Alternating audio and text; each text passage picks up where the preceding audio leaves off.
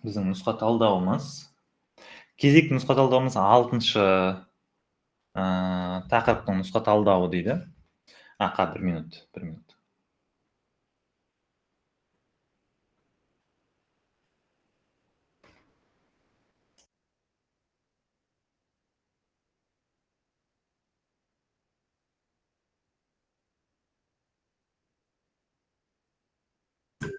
Так, жақсы. Олай болса сабағымызды бастайық. Қош көрдік. 6-шы аптаның, келесі біздің 6-шы нұсқа талдауымызға қош келдіңіздер.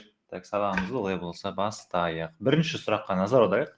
1823 жылы Монро доктринасының негізделген идеясы дейді.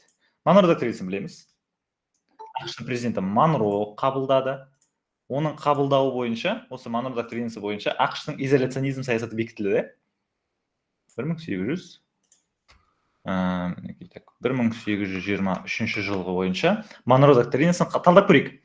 Еуропалық мемлекеттердің ақш-тың істеріне араласпау дейді. Осы ең жақыны келетін, әзір тұра тұрсын. Еуропа елдері мен ақш-тың сыртқы саясаты бір бағытта болуы. Монро доктринасы ол изоляционизм саясаты дейді. Изоляция. Яғни ол оқшаулану саясаты.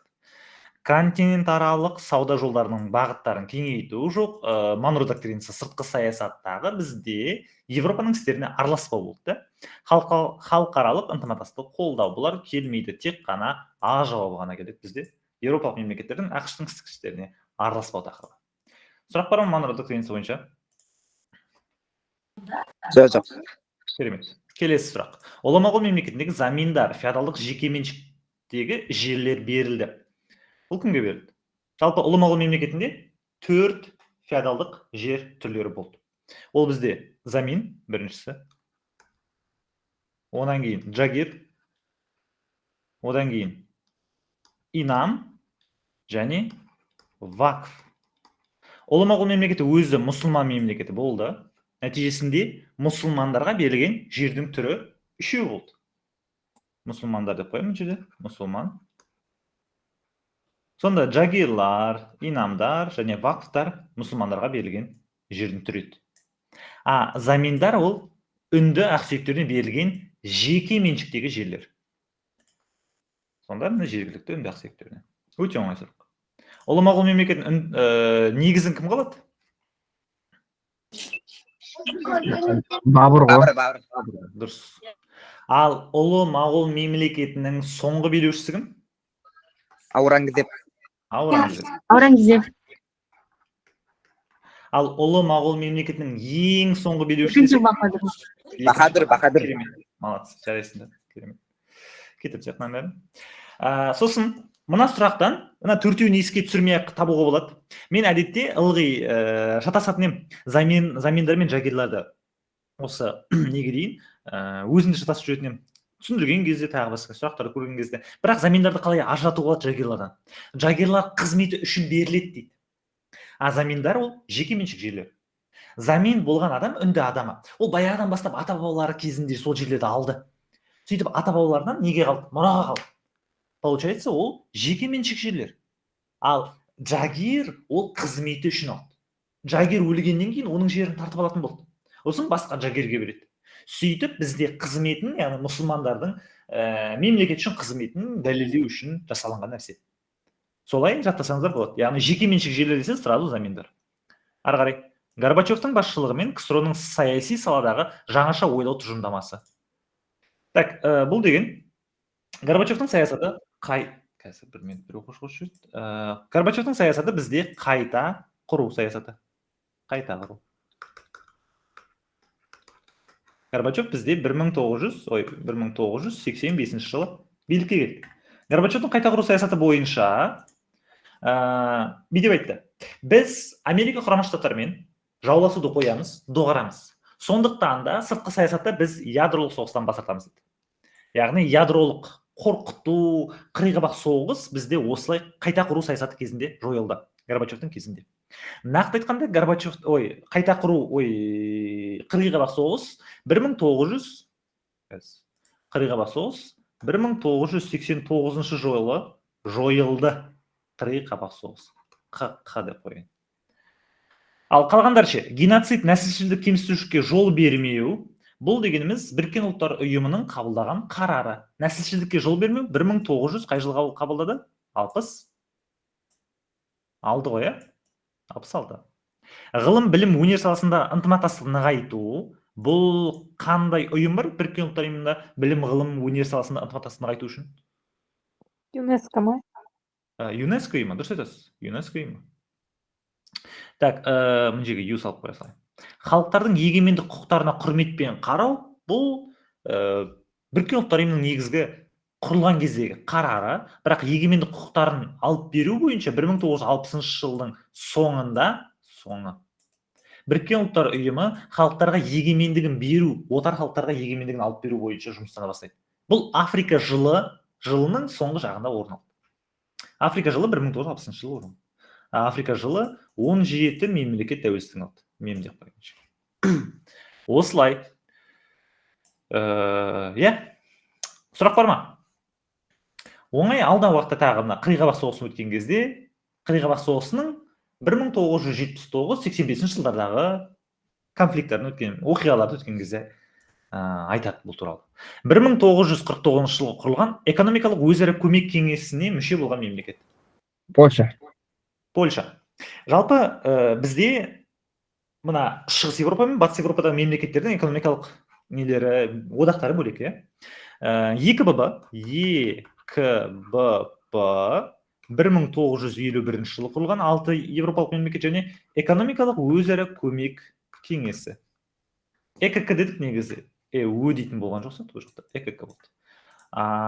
Сөйтіп 1949 жыл. Экономикалық көмек кеңесіне Польша, Чехословакия, Кеңес үкіметі, Герман Демократиялық Республикасы, сосын кім кіреді? Румыния кірген болу керек. ЕКБ-ға 6 мемлекет кірді. Осылайша осы мемлекеттер өзара көмек көрсетуге тырысты. ЕКБ дегеніміз Еуропалық көмір болат бірлестігі. Ол көмір және болат бірлестігін дамыту арқылы Еуропада антагонизмді Германия мен Францияның арасында болған бәсекелестікті жою керек болды. Ынтымақтастық жүргізу үшін. Ал мына жерде Польша дұрыс болады, дұрыс айтасыз, Расул. Ары қарай. Кавурдың 3-ші Наполеонмен құпия кездесуіне келген келісім шарты. Кавур деген кім еді бұл? Италиядағы. Дұрыс. Италия, нақты айтқанда, Италияның және Сардин корольдігінің премьер-министрі болды. Кавурдың идеясы бойынша Италияны біріктіру керекпіз дейді. Ona Giuseppe Mazzini айтып кетті жас Италия ұйымы арқылы. Giuseppe Mazzini 1831 жылы жас Италия ұйымы арқылы бүкіл Европада, Италия жерінде, Апеннин түбегінде Италия мемлекетін құрайық дейді. Осы Италия мемлекетін құру идеясын Кавур қолға алады. Кавур айтады, Сардин корольдігі нағыз итальяндық мемлекет құруға күшті, мықты мемлекет дейді. Бірақ Сардин корольдігі басқа да кішігірім корольдіктерді басып алу үшін оған басқа державаның көмегі керек дейді. Қандай державаға барады? Франция. Дұрыс айтасыз. 3-ші Наполеон. 3-ші Наполеон дегеніміз Луи Бонапарт. Ол Пламбер келісіміне қол қойды. Пламбер келісіміне қол қойды. Пламбер келісім бойынша Австрия шабуылдағанда Франция көмекке келуге міндеттелінді. Осы дұрыс жауап. Ал Франция осы үшін жер алатын еді ғой, Қандай жер алатын еді? Франция алатын жерлері солтүстігіндегі 2 провинция. Жоқ. Савойя мен Ницца ғой. Италия ол солтүстігіндегі 2 провинцияны алатын. Ломбардия мен Венеция, давай. Венеция. Осылай болды. Қарап көрейік мына жерде. 2 ел өзара Германияға қарсы бірігуде келісілді. Жоқ, Австрияға қарсы бірікті. Пруссия шабуылдағанда Италия көмекке келуге жоқ. Австрия шабуылдағанда. Себебі Италия мен Пруссияның арасында шекара жоқ. Өзара экономикалық байланыс орнатуға келісілді. Жоқ, бұл да болмайды. Нәтижесінде айтпақшы 1860 жылы Кавур алдап кетеді ғой бұларды. 1859-да алдап кетеді. 59-да Австрия мен Франция келісімге қол қояды. Франция соғыстан шығады. Франция соғыстан шығып, Кавурға айтады, Францияның басшысы 3-ші Наполеон Кавурға айтады, маған Савойя Миницаны бер дейді. Басында Кавур айтады, жоқ деп жауап береді. 59-шы жыл, бірақ 60-шы жылы көніп Савойя Миницаны қайтарады. Ары қарай қайтарады емес, соларға береді. Германияның Рейн облысынан мерзімінен бұрын одақтастардың оккупациялық әскердің шығаруын алғы шартын жасаған жоспар. Так, бұл жоспар Рейн облысынан Шлиффен. жоқ, Шлиффен емес қой. Юнг емес пе? Нет? Так, былай ғой. Трумен жоспары, доктринасы 1946. Юнг жоспары 1929. Маршалл жоспары 1947-де. Шлиффен жоспары бұл Францияны басып алу жоспары ғой, 1940 жыл.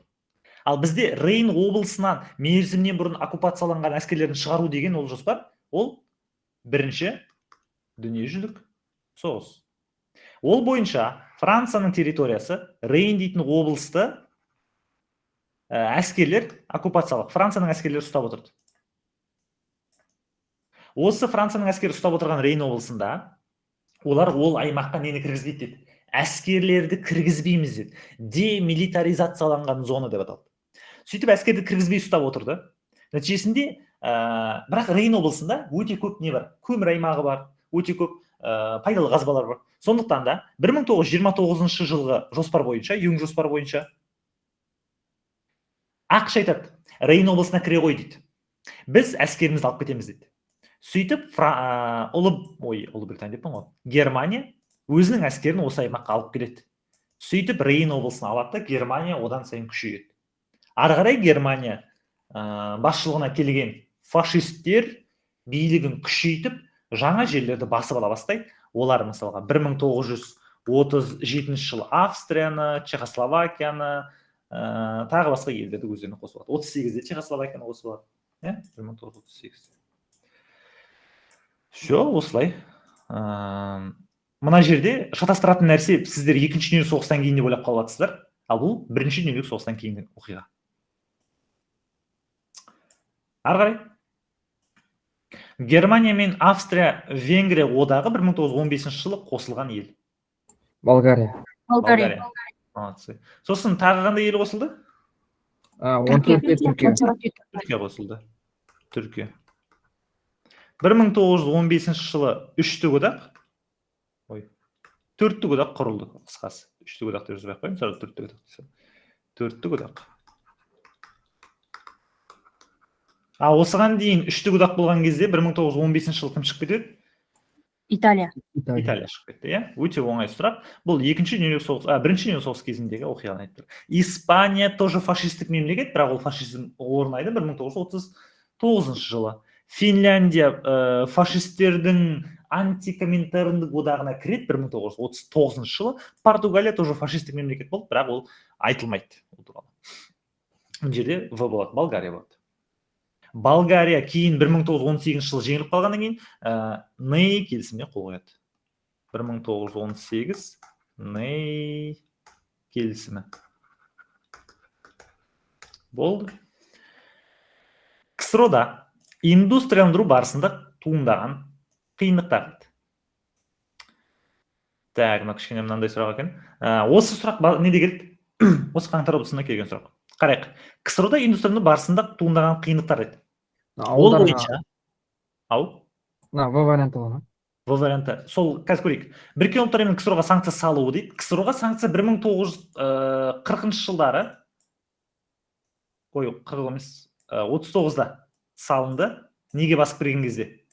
Финляндияға басып кірген кезде салынды. Финляндия жазып қойын жаңа. Финляндия. Басып кірген сөзді салынды. Импортқа тікелей тәуелсіздік дейді. Жалпы индустрияландырудың негізгі мақсаты сол.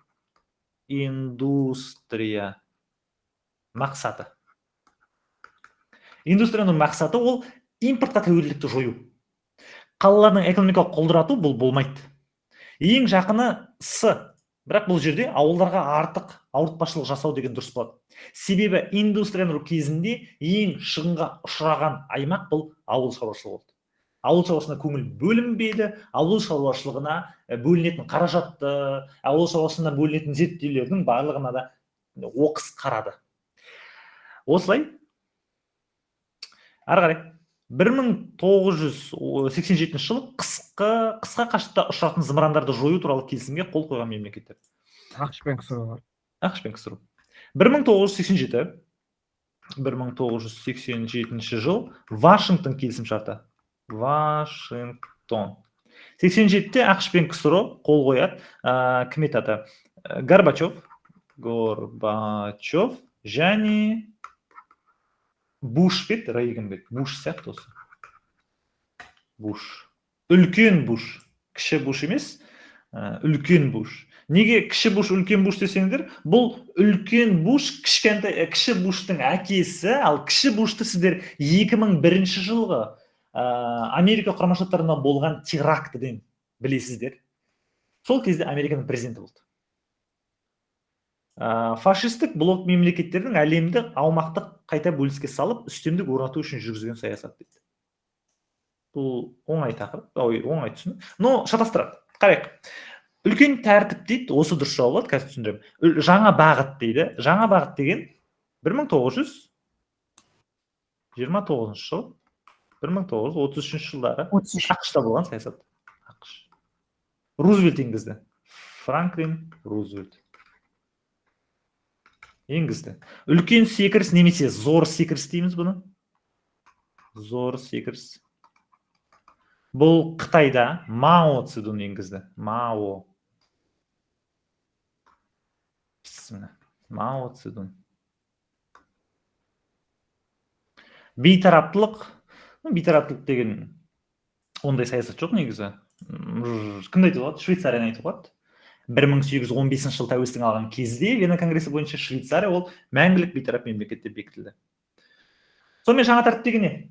Жаңа тәртіп деген үш фашистік мемлекет Италия, Жапония және Германия үшеуі әлемде жаңа тәртіп енгіземіз дейді.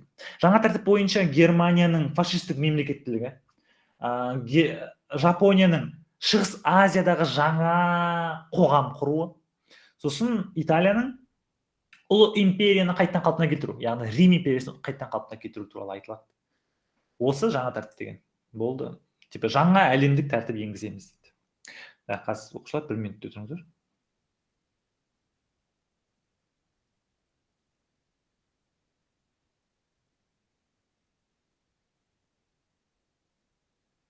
Так, ары қарай. 19 ғасырдың бірінші жартысында Ресейде декабристер бірінші болып ұсынды дейді. Қарап көрейік. Бұл да осы ұбытта келген сұрақ. Айтпақшына 8, 9, 10, 11 ұбытта келген, қаңтар ұбытысында келген сұрақтар.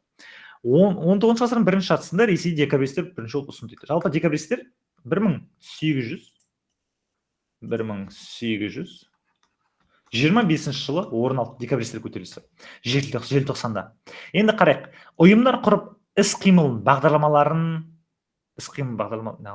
ұсынды шығар, наверное. Іс-қимыл бағдарламаларын ұсынды, бекітті, ұйымдар құрды деген мақсатта. Бұл жақын. Қойып қояды, точка қойып қояды.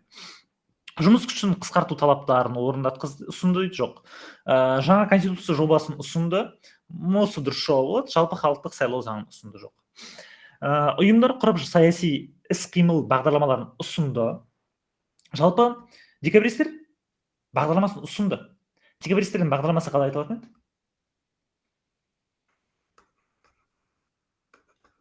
Русская правда. Кім ұсынды? Русская правда. Иә.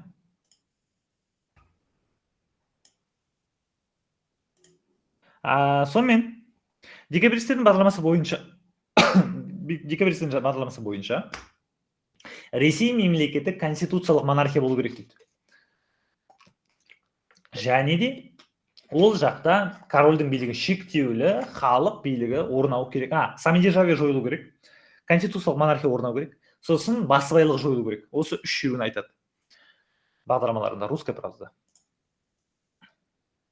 Ары қарай. 1860 жылы Қытайдан Уссури аймағын толық қайтарып алған ел дейді. Ресей ғой.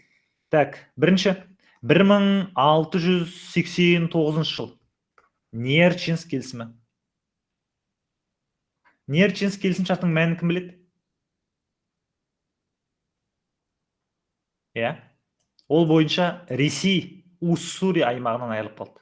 Уссури деген Қытайдың солтүстігі, Манчжурияның солтүстік аймағын Уссури дейміз.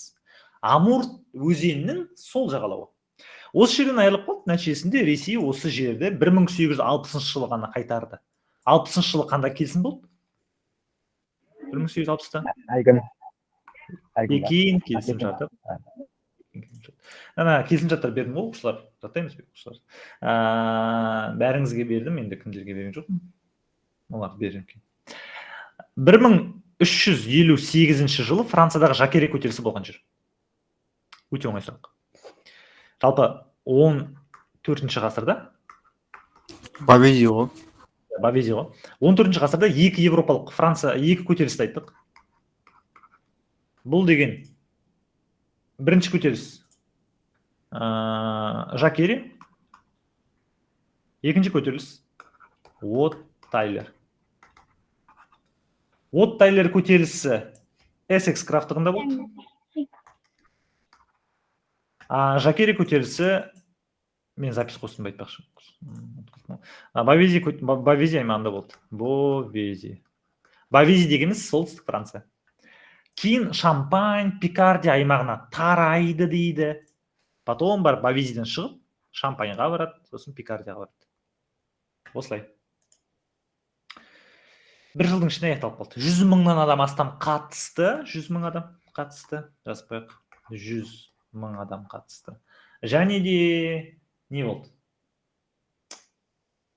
Себебі 100 жылдық соғыстағын салынған ауыртпашылықтарға қарсы болды. Жак дегеніміз шаруа адамның аты. Типа адамның аты Жак деген. Бірақ шаруалардың келемеждеп, сөйтіп феодалдар атады. Келесі сұрақ. 1937 жылы Австрияның қосып алуға дайындықты бастаған ел дейді. Германия. Германия. Германияның қандай әскеріне Гитлер бұйрық берді дейді? Мен айттым, Люфтваффе деген болды дедім, Вермахт дейтін болды дедім, Кондор дейтін әскер болды дедім. Қайсына дайындықты берді? Вермахтқа берді. Вермахт дегеніміз жаяу әскер. Жаяу әскер, жазып қойын. Себебі оқулықта жазылған кәдімгі. Вермахтқа дайындықты берді дейді. Дайындықты Гитлер ұсынды дейді. Берді. Вермахт дегеніміз жаяу әскер. Жаяу әскер. Францияны 1960 жылы Шлиффен жоспары, бірінші соғыс болды. 1940 жылы басып алды. Италиямен одақтас болды, Жапониямен одақтас болды. 1947 жылы 23 индустриалды ел өкілдері қол қойған келісім. Бұл былай. Екінші соғыстан кейін біз деген интеграция туралы айттық. Және көптеген мемлекеттер осы интеграция кезінде біріге бастады. Әртүрлі ұйымдар пайда болды. Мысалға, көмір және болат бірлестігі 1951 жылы болды. 6 ел басында. Қаржы валюта туралы бұл дегеніміз не ғой? Бреттон Вудс келісімі да 1944 жыл. Алтын валюта қоры туралы 1945 бол керек. Ақшаға байланысты. Сызылмай қалдым. Қатып отыр. Сауда және валюта келісімі тарифтер туралы осы болады. Бұл ГАТТ дейтін келісім. ГАТТ келісім. Так, мен планшетім қатып отыр. Осы, оқушылар, ГАТТ келісімі.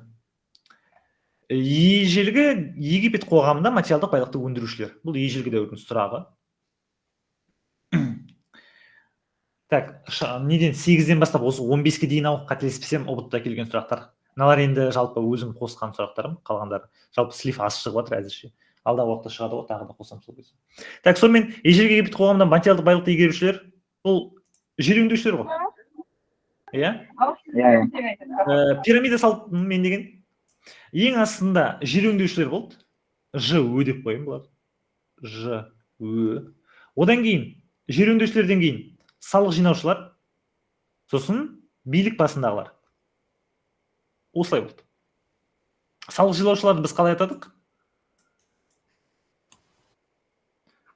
Аспан мен жер, жердің игіліктерін жинаушылар ма да? иә. Жинаушылар ма, или сол игіліктердің басшысы ма, сондай бірдеңе деп айтылады. Аспан мен жер беретін игіліктердің басшысы болу керек. Ары қарай 1815 жылы Вена конгресі шешімі бойынша Пруссияға өткен француз иеліктері. Анандай сұрақ.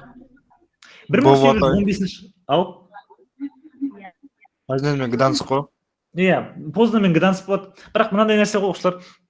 Сұрақта француз иелігі деген шатастырмасыз сіздерді. Бұл Франция империясы, Наполеонның құрған империясы көп жер жолы болды ғой. Мына Польшаға дейін жетті, Ресей империясына, мына жақта Испанияға дейін жетті. Сонда бұл мына Францияның жері бүкіл Еуропаны алып жатты деген сөз ғой. Нәтижесінде Пруссияға Позnan мен Гданьск берілді. Пруссияға Польшаның жері берілді. Немесе сіздер былай жаттайсыздар. Мына картаға жақсы болу керек бұл жерде. Позnan мен Гданьск бұл Пруссия жеріндегі мемлекеттер. Пруссия деп пе, Польшаның жеріндегі мемлекеттер. Польша. Аймақтар. Польша. Мен Англияға, Д дейтін Австрияға берілген жоқ па, иә? Иә, Англияға берілді, А деп қойын. Сейшел мен Кап, Ион аралдары да Англияға берілді. Англия. Тироль мен Триест ол Австрияға берілді. Негізі Италияның жері, көкпен жазып қойын, сосын Италияның жері. Италия жері. Осы жер үшін соғысады ғой мына Наполеон. Үшінші. Польшаның жері Пруссияға берілді. Осылай болды. Мына француз иеліктер деген жаме шатастырады. Себебі мына осы сұрақ келген кезде, сұрақтардан жалпы ұбытта келген нәрселер ғой. Осыны қойғанның көзінде де мен 1-2 минутта ойлап қалдым. Француз иеліктер деген Францияның жеріндегі мына Эльзас пен Лотарингияны ойлап отырмын. Эльзас пен Лотарингия жоқ қой жақта. Немесе Францияның басқа жақтағы отарларын ойлап отырмын. Пруссияға берілетін жері деген сияқты. Сосын қосымша сіздерге естеріңізге сала кетейін. Англияның алған жерлері ол тек қана аралдар, басқа отардағы аралдар.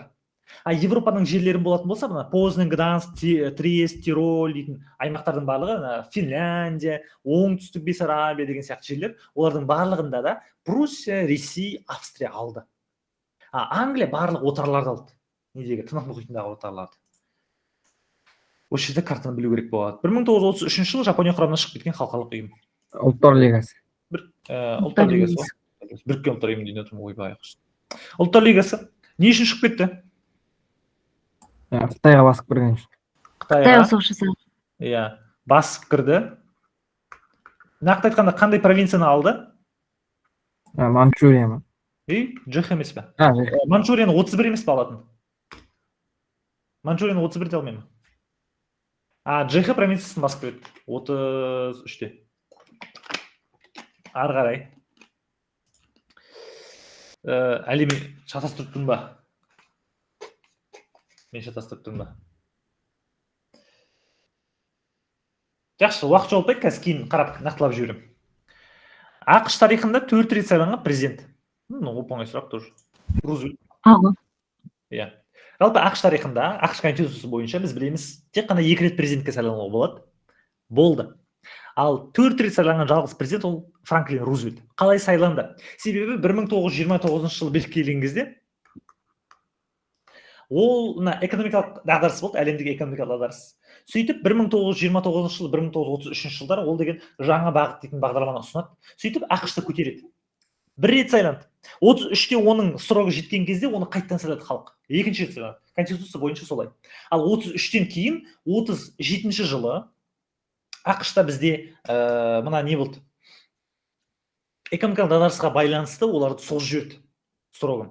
Сөйтіп 3-ші рет сайлауға қатысты. 3-ші сайлауға қатысқан кезде 2-ші дүние соғыс басталып кетті. 2-ші дүние соғыс басталып, оның сайлауы мына неге болған соң, төтенше жағдай болған соң сайлау жүргізілмеді. Сөйтіп оның срогы созылып кетті. 4-ші срокқа қарай. 1945 жылы Франклин Рузвельт қайтыс болды. 4-ші срокқа сайланған кезде қайтыс болды. Осылай. Англияда өнеркәсіп төңкерісінің маңызды нәтижесі. Индустрияландыру. Индустрияландыру. Өте оңай сұрақ.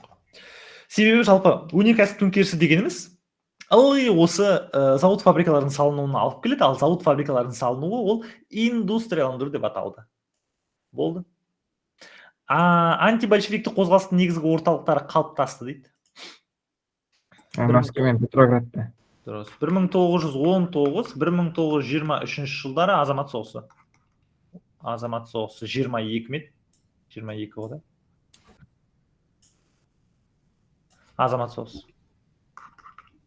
Азамат соғысы. Азамат соғысы кезінде қызылдар, большевиктер және ақтар патшаның үкіметін қолдайтындар, олар екеуі күресті. Нәтижесінде патша үкіметін қолдайтындар, олар негізгі бұрынғы орталықтарында болды, Мәскеу мен Петроградта тұрды. Батыс Рим империясының құлауымен жойылды. Бұл ең оңай. Қолөнершілік қой. Молодцы. Қай жылы жойылды Батыс Рим? 476. Болды.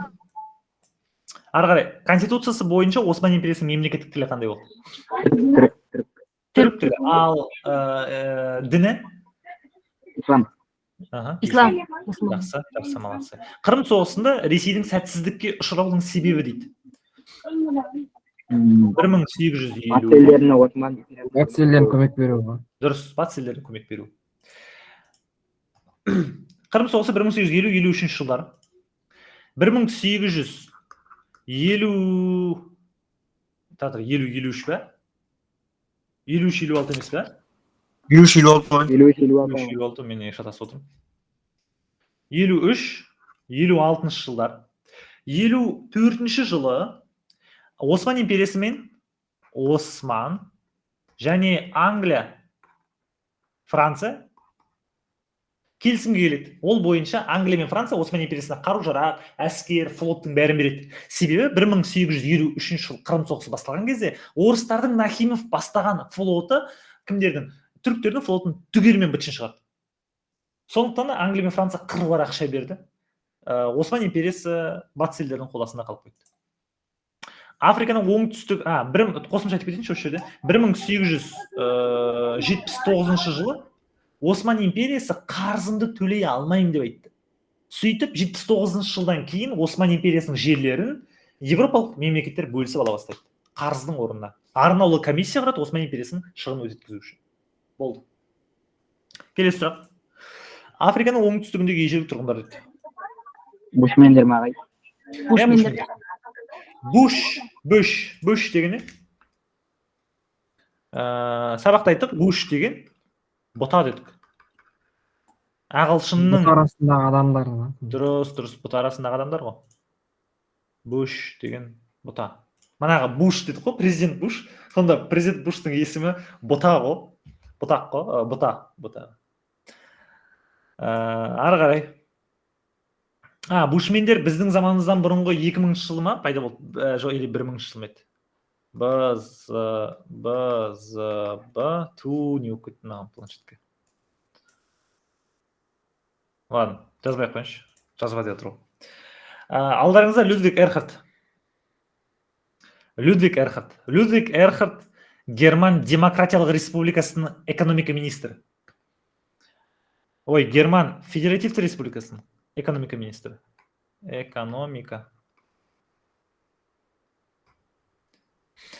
Ол неміс экономикалық ғажайыбына әсер еткен факторларды анықтаңыз. Неміс экономикалық ғажайыбы деген не екенін айтайық.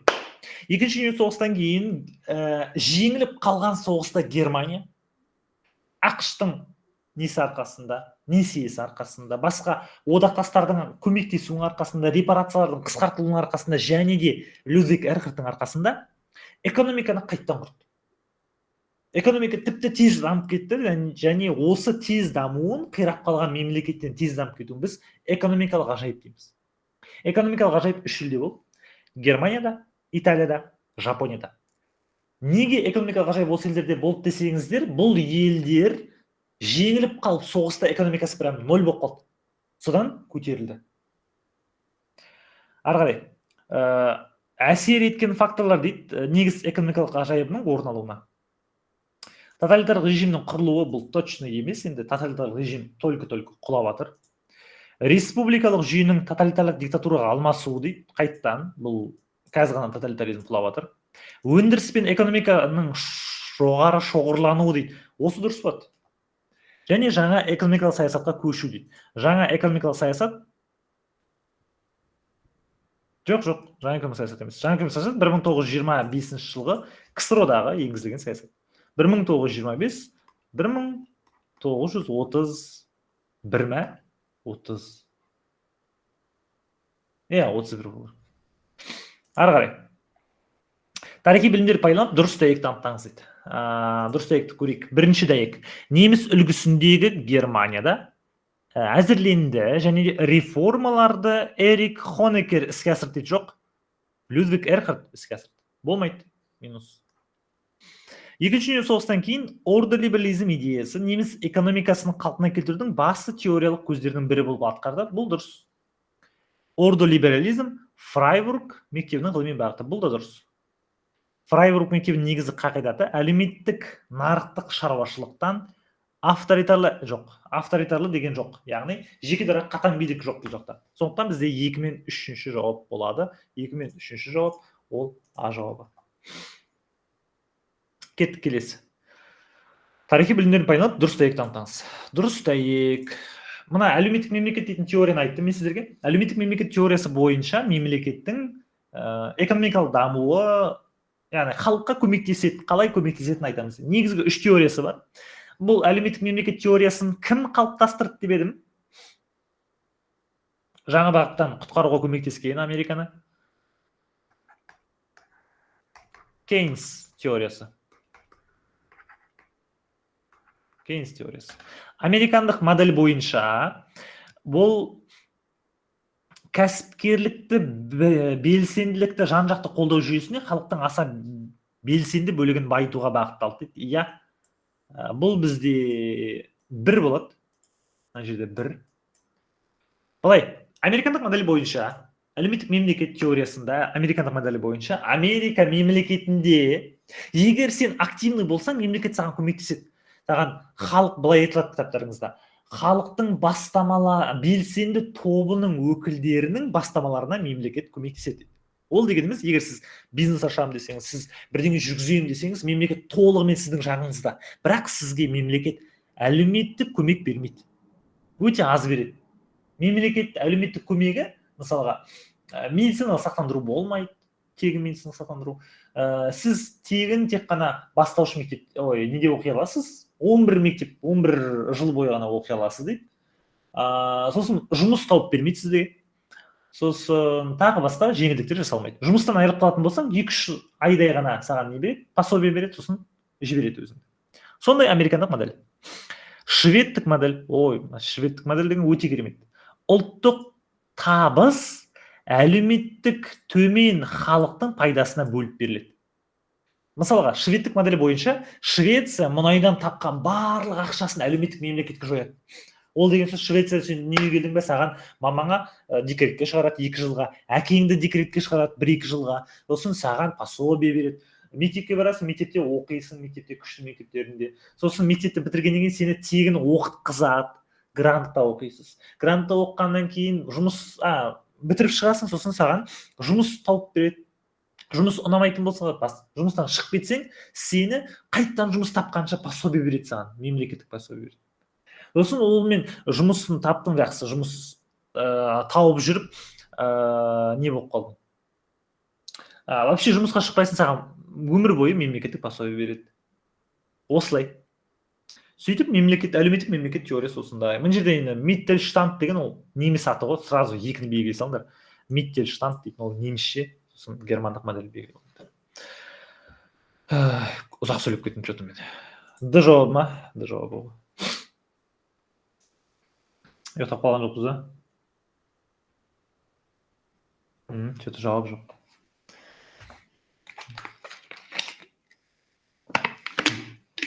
Арайлым.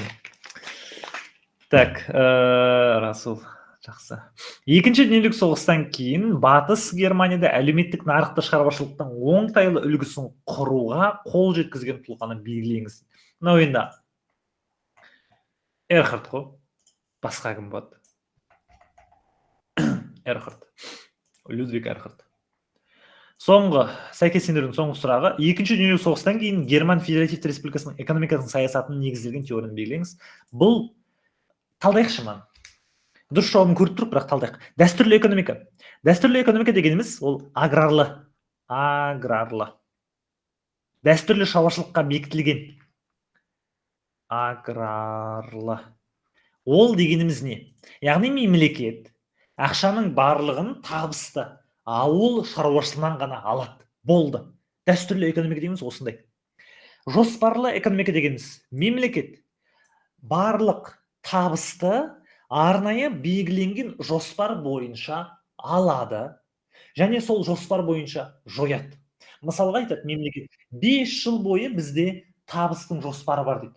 Сол табыстың жоспарын орындаймыз. 5 жылдың ішінде мысалға миллион трусы жасаймыз.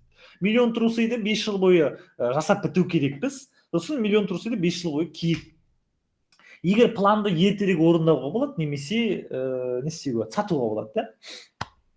Жоспарлы экономика солай жүреді. Сол 5 жыл бойы сатылған трусыйдан кейінгі алдағы уақытта тағы да не шығарады? Трусы шығарады, да? Жоспарлы экономикамыз осындай. Әскери экономика дегеніміз не?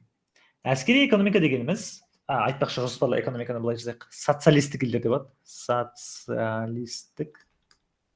Мысалға КСРО-да. Әскери экономика дегеніміз мемлекет барлық табысты тікелей соғысқа жұмсайды. Мысалға, тоже КСРО-да болды айтпақшы әскери экономика. Әскери коммунизм кезінде болды. Соғысқа жұмсау дейінші. 1919-1921 жылдары. Молодцы. Әлеуметтік нарықтық экономика дегеніміз мемлекет халыққа көмектесіп үлгереді. Еще экономиканы нарықтық салада, яғни табыс табуға капиталистік бағытта дамытады. Осылай. Яғни симбиоз симбиоз. Все, кеттік ал. Мәссаған, жерде дұрыс жауаптар көп қалыпты, дұрыс жауаптарын кетіп тасайын. Сәйкестендіру. Өте оңай сәйкестендіру. Нағыз ұбытыда келген, мына негізінде келген ғой. Мамырдың басында келген сұрақтар ғой бұл деген. Ары қарай. Сәйкестендіруге барайық. Біріккен ұлттар ұйымының басқару органдарының атқаратын қызметімен сәйкестендіріледі. Мынау Біріккен ұлттар ұйымы өткен оқушылар бар ма? Арамызда өткенде тестта болды осы сұрақ. Мен салған. Расул өткенде орнадық осыны. Осыны қате белгілеп жүрген бә бірдеңе сабақ кезінде. Жауап қате болды, сол кезде 50-ден 50 шығып тұрады. Біз талдадық қой. Біз талдадық, но түскен кезде қате түсіп қалған. Дұрыс жауабын бермей қалған ғой апайларыңызға. Так, жақсы. Біріккен ұлттар ұйымының екі несі бар, органы бар. Ол бас ассамблея және қауіпсіздік кеңесі. Бас ассамблеяда қанша адам отырады, Расул? Қанша мемлекет деген? Қазір ма 193 қой. 193 мемлекет. Қауіпсіздік кеңесте? 5 тұрақты, сосын 10 андай, былай екен. 5 тұрақты, 10 тұрақсыз. 10 тұрақсыз. Біріккен ұлттар ұйымының барлық мүшелеріне құратын кеңесші орган қайсысы бұл? Бас ассамблея. Бас ассамблея, дұрыс. Былай. Қауіпсіздік кеңесі? Тұрақты жұмыс істейтін саяси басқару органы. Дұрыс. Осылай. Все болды. Ары қарай. ВШО қарулы күштерінің араласуымен басылып тасталған оқиға орын алған мемлекеттер сәйкестендіреді. Так, біз өткенде шатасып кеттім мен осыны. Шығыс Европада орын алған оқиғалар 1856 жылы Венгрияда орын алды. Венгриядағы коммунистердің келіспеушілігіне орын алды және 1868 жылы Чехословакияда орын алды. Чехословакияда. Осы Венгрияны көп айтпаймыз, бірақ Чехословакияда бойынша мынандай сұрақтар келеді. Чехословакияда көтерілісті қалай айтаймыз біз? Прага көктемі деп атадық. Және де Прага көктемі кезінде 250 мың әскер кіргізіледі Прага көктемі барысында 5,5 миллион әскер болады сол жақта. Чехословакияда көтерілісте жылымық кезеңін аяқтады дейміз. Жылымық кезеңіне аяқтады. Жылымық аяқталды. Все, болды. Ары қарай. Бірінші дүниежүзілік соғыстан кейін келісімшарттармен қабылдаған шешімдер сәйкестендіріледі дейді. Версаль келісімшарты 1919.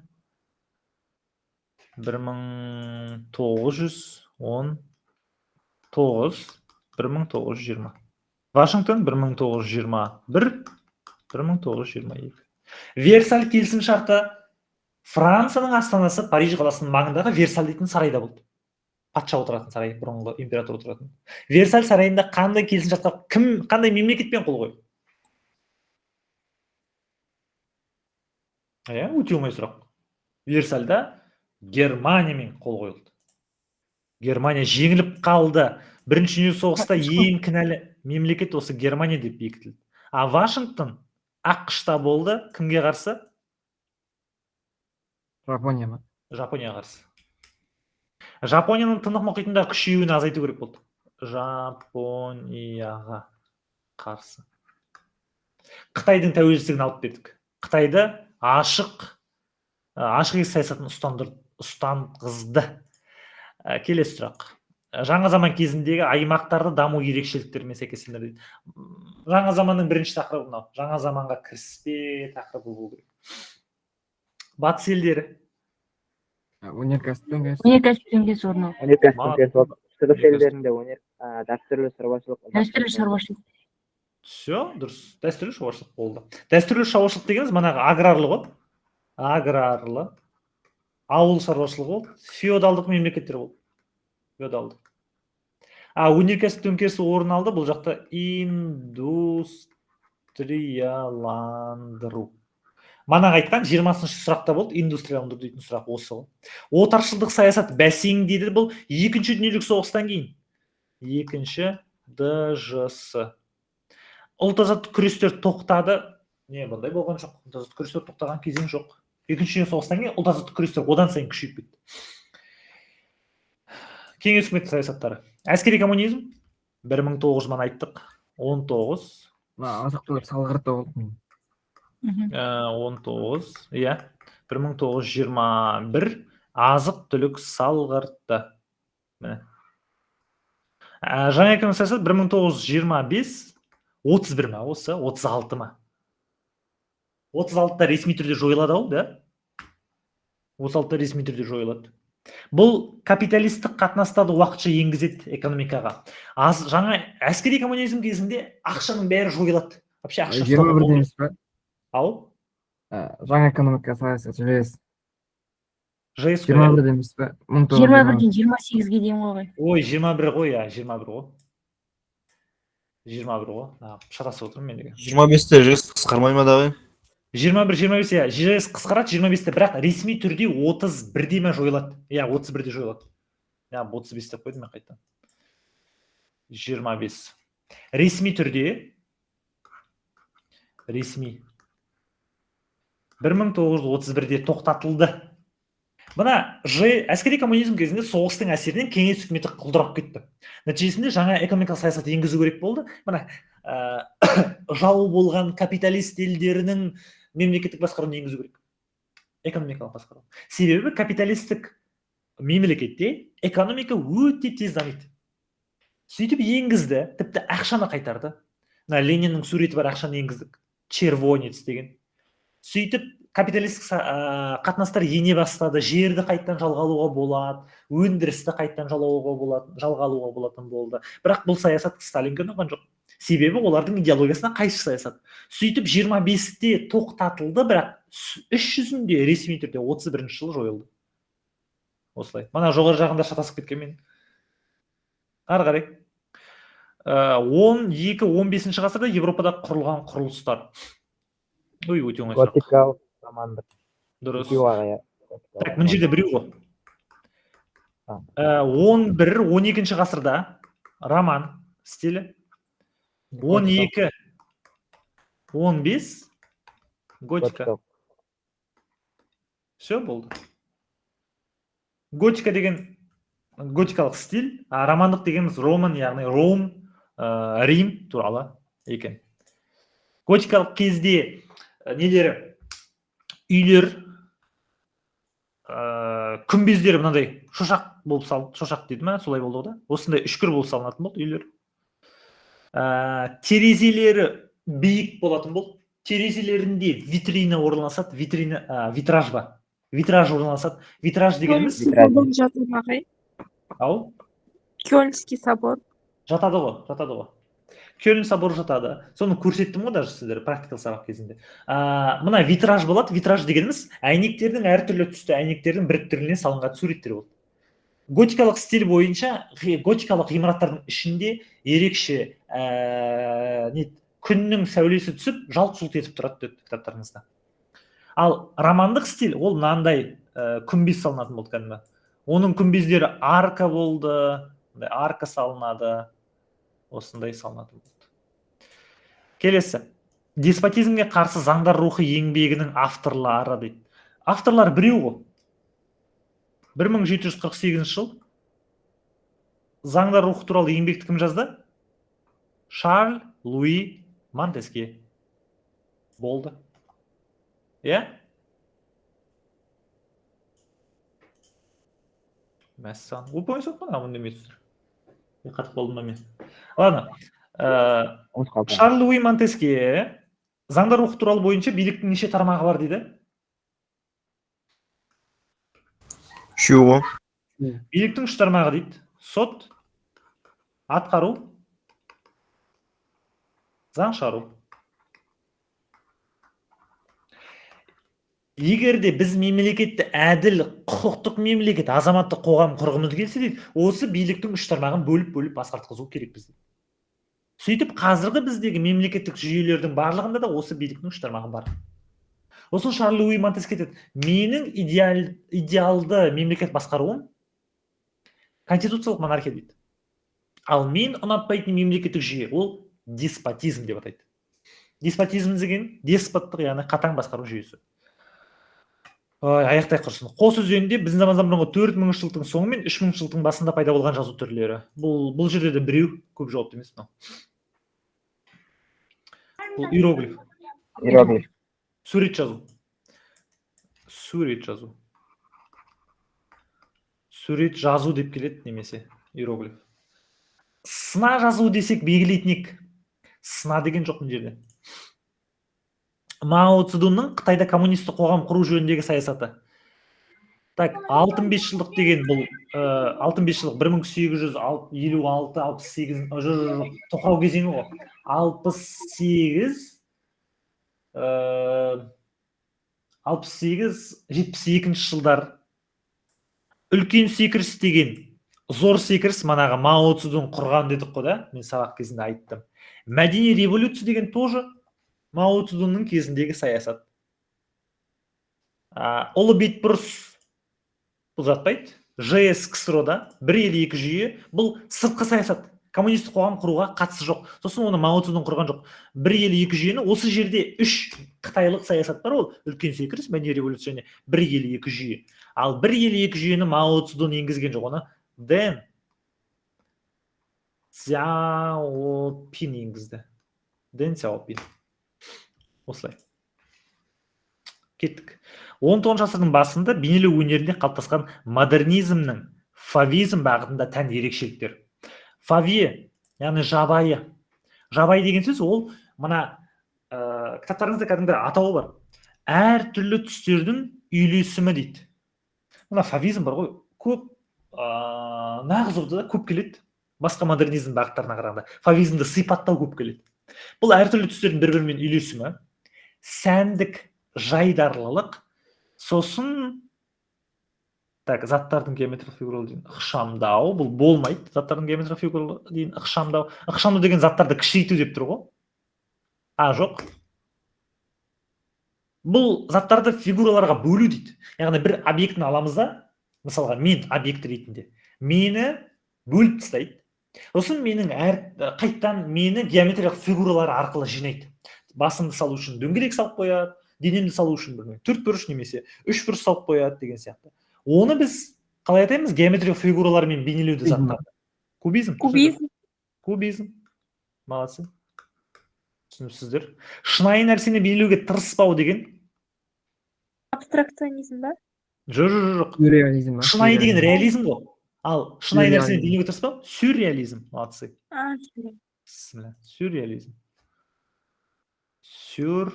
Сюрреализм. Нақты заттар мен жаратылыстардан бөлшектеу деген, мынау тоже кубизм ғой. Ал мынау түстер үйлесіміне ерекше мән береді деген бұл фавизм. Бірақ мынау есімде жоқ, дақтар, сызықтар деген есімде жоқ. Ну, давай белгілеп қояйық. Түстер үйлесіміне ерекше мән береді деген нақты бар. Оқулықта сөзбен әртүрлі түстердің үйлесімі арқылы көрсетеді, түстердің үйлесіміне ерекше мән беріледі, сәндік жайдарлық арқылы көрсетіледі деп айтады. Все, болды. Сұрақ бар ма? Оқушылар. Бүгін нұсқаталу аяқталды осымен. Сұрақ жоқ болса, оқушылар келесі кездескенше, практикалық сабақта кездескенше, келесі аптада кездескенше сау саламатта болыңыздар. Сау болыңыздар. Мынаны жіберіп қоямын сіздерге. Сау болыңдар.